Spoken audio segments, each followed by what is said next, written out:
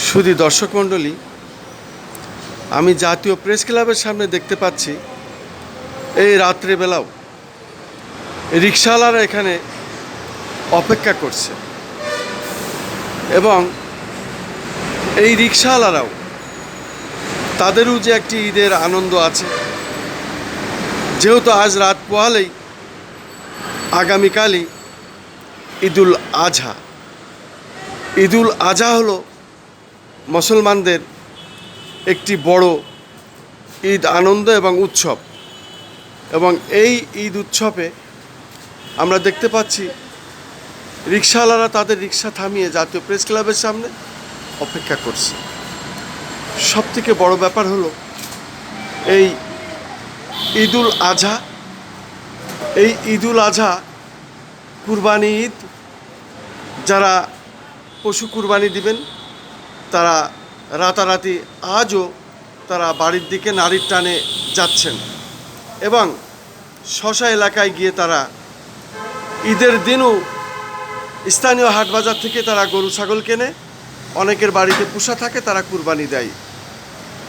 আর সবথেকে বড় ব্যাপার হচ্ছে কি, এই যে ঈদুল আজহা, এই কুরবানি ঈদ, এই পশুকে কুরবানি দিয়ে, এই পশুকে কুরবানি দেওয়ার অর্থ হচ্ছে পাশের গরিব দুঃখী যারা আছে, যারা কুরবানি দিতে পারে না, তাদেরকে নিয়েও ভাগযোগ করে আনন্দ করে খাওয়া, পাশাপাশি মনের পশুকে কুরবানি দেয়া।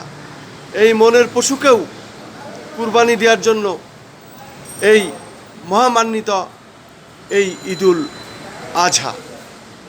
আমি এখন এই রিকশাওয়ালা নাজমুল সাহেবকে জিজ্ঞাসা করব, এত রাত্রিবেলা, আজ রাত পোহালেই ঈদ, ঢাকাতে কেন?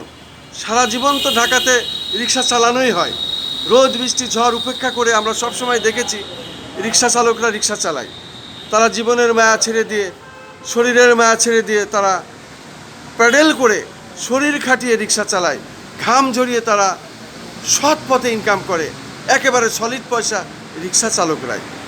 যেহেতু তাদের প্যাডেল করে শরীর ঘামিয়ে চালাইতে হয়, তাদের তো আর ব্যাটারি চালিত রিকশা নয়। কারণ কি একটু যদি বলা হতো আমার জন্য ভালো হতো। আজকে হচ্ছে চাঁদ রাত পোহালে একটি ঈদ, ঈদুল আজহা।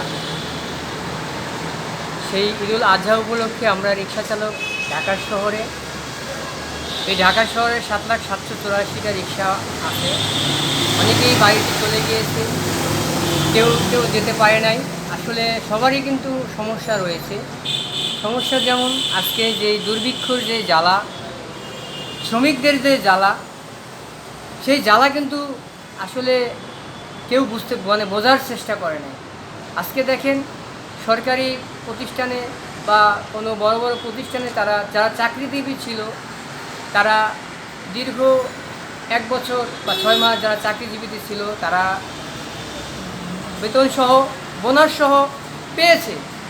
কিন্তু এই ঢাকা শহরে যারা রিক্সা চালক, 7,784টা রিক্সা চালক যারা আছে, তাদের ক্ষেত্রে কি কোনো নিয়ম এবং নীতি বা যেই ভাতা প্রযোজ্য, তারা কি পেয়েছে? আদৌ পায় না।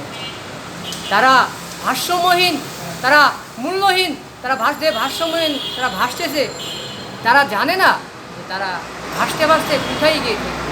আজকে দেখেন এই যে চাঁদ রাত, পরিবার পরিজনকে নিয়ে কিন্তু সবাই একটি আশায় থাকে যে তারা নারীর টানে বাসায় গিয়ে পরিবার পরিজনকে নিয়ে তারা মুখ মিষ্টি যে সেমাই তারা খাবে। কিন্তু দুর্ভাগ্যজনক এটাই বলতে হয় যে আজকে যে দুর্ভিক্ষ জ্বালা, আমাদের রিক্সা চালক এবং শ্রমিক দিনমজুর কুলিদের যে জ্বালা, সেই জ্বালা অতিবাহিত করার মতো কোনো ব্যক্তি আসে নাই এবং কেউ বলে নাই। এই জন্য আমরা রিক্সা চালক, ঢাকা শহরে 7,784টা রিক্সা চালক, আমরা ভারসাম্যহীন, মূল্যহীন, আমাদের কোনো মূল্য নেই। আজকে দেখেন যারা চাকরিজীবী তারা বেতন বোনাস পেয়েছে, পরিবার পরিজনকে নতুন জামা, নতুন পোশাক, নতুন জুতা এবং কি তাদের ঈদ সামগ্রী যা যা লাগে তারা পেয়েছে। কিন্তু আমার রিক্সা চালক এবং দরিদ্র যে পরিবারগুলো আছে, সেই পরিবারগুলো আজকে তারা দেখেন কোনো কিছুই পায় না। তারা সেময় চিনি কিনের থেকে মূল্যহীন। আজকে আমরা এখানে বসে আছি চাঁদ রাত, সকালে তো সারাদিন কোনো ইনকাম নেই, আর এখন তো অটো গাড়ির জন্য নেই বলতে গেলেই চলে। 1 ঘন্টায় একটি টিপ। আগে যাই হোক, চাঁদ রাত আসলে আমার রিক্সা চালকরা যাই ইনকাম করতো তাদের সংসারটা ভালোভাবে চলে যেত।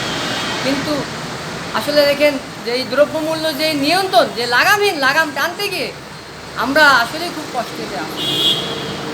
রাত পড়লে ঈদ, কিন্তু আমাদের যে মনের যে কথাগুলো, যে আবেগ এবং যে উদ্বেদনাগুলো, সেই উদ্বেদনা কিন্তু কেউ জানতে চায় না বা কোনো মিডিয়া প্রচার করতে চায় না। আমাদের যে কথাগুলো, আমরা যে কষ্টে আছি, কি যে দুর্ভিক্ষে আছি, আজকে আমরা চাল কিনে খেতে পারতেছি না, আজকে আমরা আলু কিনে খেতে পারছি না, আজকে আমরা গোশ কিনে খেতে পারতেছি না, আজকে আমরা ডিম কিনে খেতে পারছি না, আজকে আমরা মাছ কিনে খেতে পারতেছি না। বড় মাছটা যদি কেনার ইচ্ছুক হয়, আমরা ছোটো মাছটা কিনে নিয়ে পরিবার পরিজনকে বোঝাচ্ছি যে এটাই তোমার জন্য প্রযোজ্য, আমি এটাই পেরেছি, এটাই তোমার জন্য এনেছি। এটা আদৌ আসলে কি সম্ভব? এটা সম্ভব নয়। কেন নয়? আজকে দেখেন, আমার আয়ের থেকে ব্যয় আজকে বেশি হয়ে গেছে। আমার ইনকাম আছে 500 টাকা, 1 কেজি গোশের দাম 800 টাকা, 1 কেজি মাছ কিনতে গেলে বাজারে মন উপযোগী মাছ কিনতে গেলে 500 টাকা। তাহলে আমার আয় হচ্ছে 500 টাকা, আমি কীভাবে কিনবো একটি মাছ 500 টাকা? 1 কেজি আলু কিনতে লাগে 60 টাকা, 1 কেজি চাউল কিনতে লাগে 80 টাকা, তাহলে ওখানে চলে গেল 150 টাকা। তাহলে শ্রমিক কী করবে আর কী খাবে? শ্রমিক ভারসাম্যহীন, শ্রমিকের মুখের কোনো ভাষা নেই। আর অন্তর দিয়ে কিছু বলবে, যদি বেশি কিছু বলতে গেলে শ্রমিকের হচ্ছে জ্বালা। শ্রমিক সামনে গেলেও ঠেলা, পিছিয়ে গেলেও তার শ্রমিকের সংসার জ্বালা। আজকে দেখেন, একজন শ্রমিক কাজ করে, শ্রমজীবী মানুষ, রিক্সা চালক, দিনমজুর, কুলি যারা আছে, তারা আজকে রিক্সা চালিয়ে 2 পায়ে পেডেল ঘুরিয়ে তার পরিবার পরিজনকে যে নতুন জামা কিনে দেবে, সেই অর্থ করি তার নাই। কিন্তু কোনো ব্যক্তি কেউ জিগায় নাই যে তুমি কী হারে চলছো, কী খাচ্ছ না খাচ্ছ, তোমার পরিবারকে কী দিয়েছো না দিয়েছো, এটা কিন্তু কেউ জিজ্ঞাসা করছে না, করার প্রয়োজন মনে করে না। কিন্তু দেখেন, এই শ্রমিকের ঘামের এবং শ্রমের মূল্য দিয়ে তারা লক্ষ লক্ষ কোটি কোটি টাকা অর্থ উপার্জন করেছে, বিদেশে বিলাসবহুল বাড়ি, এসি রুমে তারা ঘুমাচ্ছে। আর আমার রিক্সা চালক, দিনমজুর, কুলি ঘুমাচ্ছে। আজকে আপনি স্টেশনে যান, দেখেন একটা দরিদ্র কীভাবে ঘুমাচ্ছে, শক্ত ইট মাথার নিচে দিয়ে সেই দরিদ্র পরিবার ঘুমাচ্ছে। একজন রিক্সা চালক রিক্সার উপরে ঘুমাচ্ছে, তার বালিশ নাই, গায়ে কোনো চাদর নাই, বালিশও নাই, চাদরও নাই, মশার কামড় খেয়ে সে ঘুমাচ্ছে, দিন যাপন করছে, কিন্তু তার ঘুমটা হচ্ছে। আর কিন্তু সে দেখেন লক্ষ লক্ষ কোটি কোটি টাকা অর্জন করেও এসি রুমে থেকেও তার ঘুম ধরছে না। কেন ধরছে না? তার কলমের মতো মনটা কালো হয়ে গেছে, কুৎসিত। সে যেখানেই যাচ্ছে সেখানে শুধু কালো দেখছে, সাদা সে কখনো দেখছে না। সেই জন্য আমাদের যে শ্রমিক, অসহায়, দরিদ্র পরিবার, যে সে সাদাকে সাদা সে ভাবছে না, সাদাকে কালো ভেবে ধাক্কা দিয়ে ফেলে দিচ্ছে। তাই আমি আর বেশি কিছু বলবো না। আমি একজন শ্রমিক, আর এই শ্রমিক শুধু বেশি কিছু বলতে গেলে শ্রমিকের কিন্তু আসলে পদে পদে যাওয়া। শ্রমিক যদি মালিকের বিরুদ্ধে কিছু বলতে যায়, মালিকের কাছে খারাপ হতে হয়। শ্রমিক যদি প্রশাসনিক কিছু বলতে যায়, প্রশাসনের কাছে খারাপ হতে যায়।